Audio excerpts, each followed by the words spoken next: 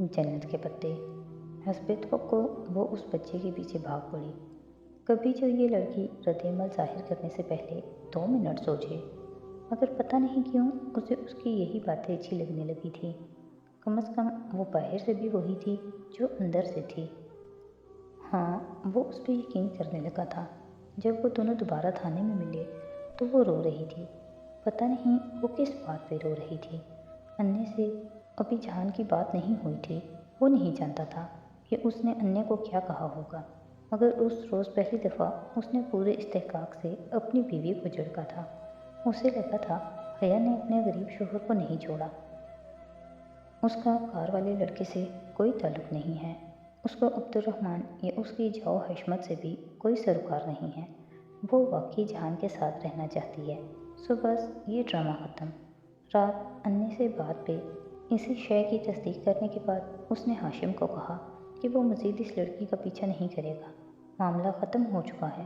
बहुत आज़मा लिया उसने। इससे ज़्यादा आज़माएगा तो उसका गुनहगार हो जाएगा। हाशिम फ़ोन पे अपने बेटे की बीमारी का जिक्र कर रहा था, मगर उसने कोई दिलचस्पी नहीं ली। होटल ग्रैंड का पैसा उसका ज़ाती ना था।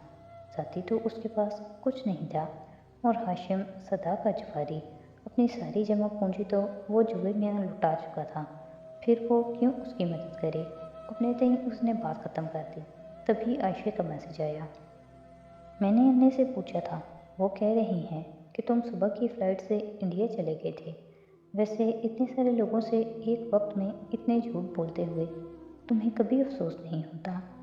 नहीं, उसने एक लफ्ज़ी जवाब भेजकर ARP वाली सिम बंद कर दी।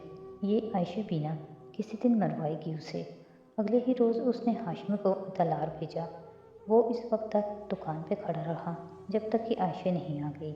आयशा के आते ही हाशिम उससे मिला और उसने 6 चौखटों वाले पज़ल बॉक्स का ऑर्डर लिखवा दिया, और चौखटे भी वो जिन पे तुर्क की बजाय अंग्रेज़ी हरूफ तरजीह हो। साथ ही उसने अब्दुर्रहमान को बताने से सख्ती से मना भी किया। वजह साफ थी, उसे वो पज़ल बॉक्स हया को देना था।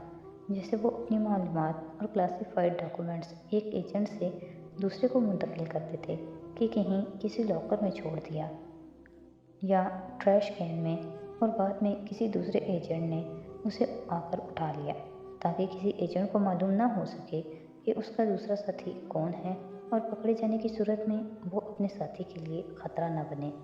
उसने भी अपनी असलियत बताने के लिए किसी ऐसे ही ट्रेयर हैंड का सोचा था। खुद सामने वो कभी नहीं बताएगा। उसकी बीवी को उसको समझकर उसे खुद ढूंढना चाहिए। नहीं, वो उसे आजमा नहीं रहा था। वो तो बस अपने अंदाज में बात पहुंचा रहा था। मगर जब वो पज़ल बॉक्स उस तक पहुंचेगा और बिलफर्ज किसी सूरत उसने अदालत तक इस बॉक्स के बनाने वाले को ट्रेस कर भी लिया, तो वहाँ से वो महज इतना जान पाएगी कि ये काम अब्दुर्रहमान के अलावा किसी का भी हो सकता है।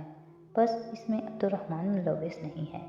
हया उसको तलाश करे, ये वो चाहता था, मगर वो उसकी जासूसी करे, ये वो हरगिज़ नहीं चाहता था।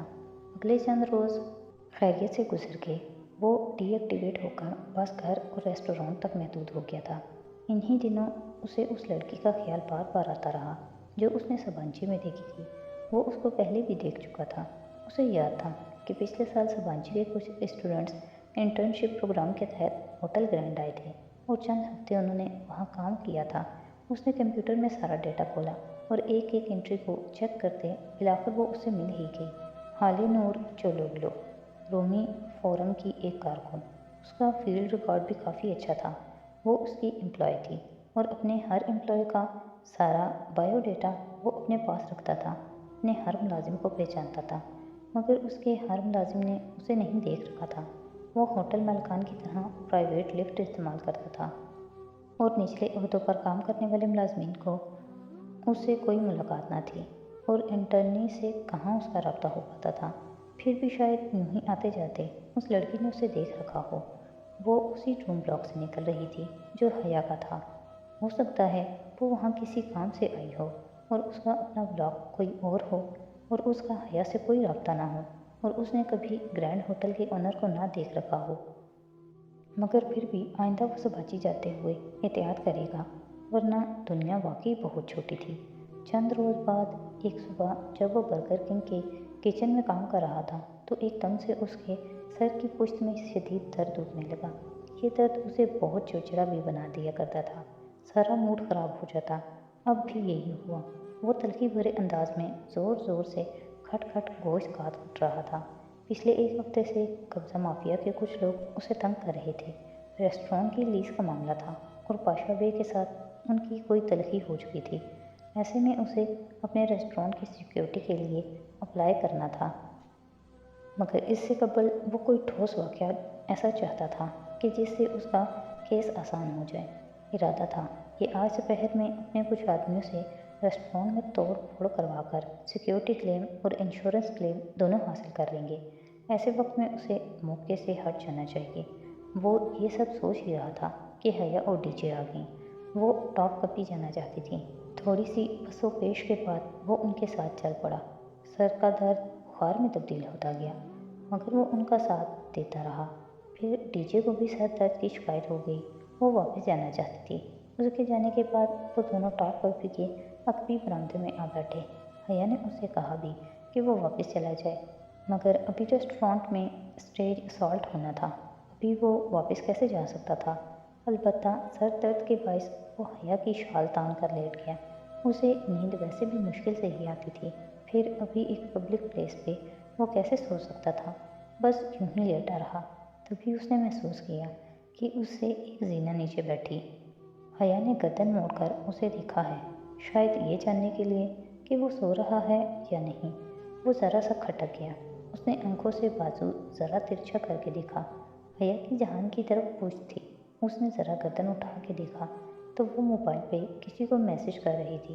ऊपर इंडिया का नंबर नज़र आ रहा था, उसी का नंबर। वो पैगाम तो नहीं देख सका, लेकिन ये वही नंबर था जिससे चंद रोज़ कबल उसने हया को मैसेज किया था। ARP तो उसका पीछा छोड़ चुका था, फिर ये क्यों उससे रब्ता कर रही थी। उसे थोड़ा सा अजीब लगा। बुरा नहीं लगा, लेकिन अच्छा भी नहीं लगा। चंद मिनट ठहर कर उसने बाएं हाथ से जीन्स की जेब से अपना सेल फोन निकाला। हया उसके दाएं जानिब एक जीना नीचे बैठी थी। वो नहीं देख सकती थी। उसने इसी तरह लेटे लेटे इंडियन से मांग की और फिर एक्सचेंज रेस्टोरेंट का नंबर डायल किया। वो जानता था कि वो उसके सामने बात नहीं करेगी, और वाकई वो कॉल आते ही उठकर मुंडेर तक चली गई। वहीं शॉल गर्दन से ऊपर तक लिए, आंखों पे बाजू रखे, वो हैंड्स फ्री से उससे बात करता रहा। हया अगर इस सारा वक्त में उसे देख रही होती तब भी जान न पाती कि उसके लब हिल रहे हैं। और उसने फ़ोन क्यों किया। वो चाहती थी कि अब्दुर्रहमान उसके कज़न की मदद करे। उसकी बात सुनकर जहान बेख्तियार हंस पड़ा। मदद का वादा करके उसने फ़ोन बंद कर दिया। हया वापस आकर बैठ गई, कुछ मुस्तरब सी थी। खैर, प्लान के मुताबिक उसे रेस्टोरेंट से कॉल आने लगी। उन्हें जाना पड़ा। जब वो वापस रेस्टोरेंट पहुँचे तो तोड़ फोड़ देखकर उसे एहसास हुआ। हया उसे अब्दुर्रहमान पाशा की हरकत समझ रही थी। उसके चेहरे के तासुरात कुछ ऐसे ही थे। चलो, ये भी ठीक है।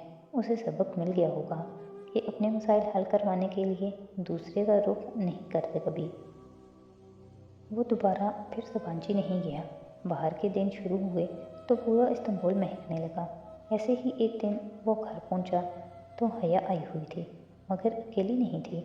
उसके साथ 3 लड़कियां थीं और उन 3 लड़कियों में हाले नूर को देखकर उसका लम्बे भार को सांस रुक ही गया। सलाम का जवाब देकर हाले नूर ने बगौर उसको देखा। वो बिना मज़ीद कुछ कहे किचन में चला आया। वो लड़की जिसका ताल्लुक होटल ग्रैंड से रह चुका था, उसको इस घर में ज़्यादा देर नहीं ठहरना चाहिए था। अब उसको कैसे निकाले यहाँ से। बड़ी मुसीबत से बेहतर छोटी मुसीबत होती है। उसने छोटी मुसीबत ले ली।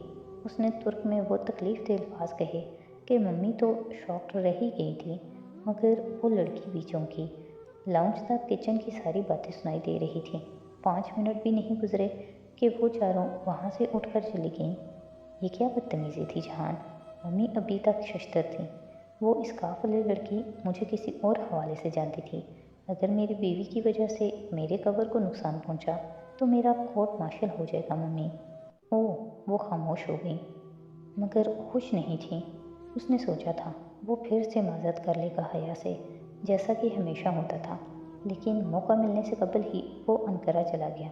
वहाँ कुछ काम था, और जिस दिन वो वापस आ रहा था उसे एयरपोर्ट पे हया का मैसेज मिला।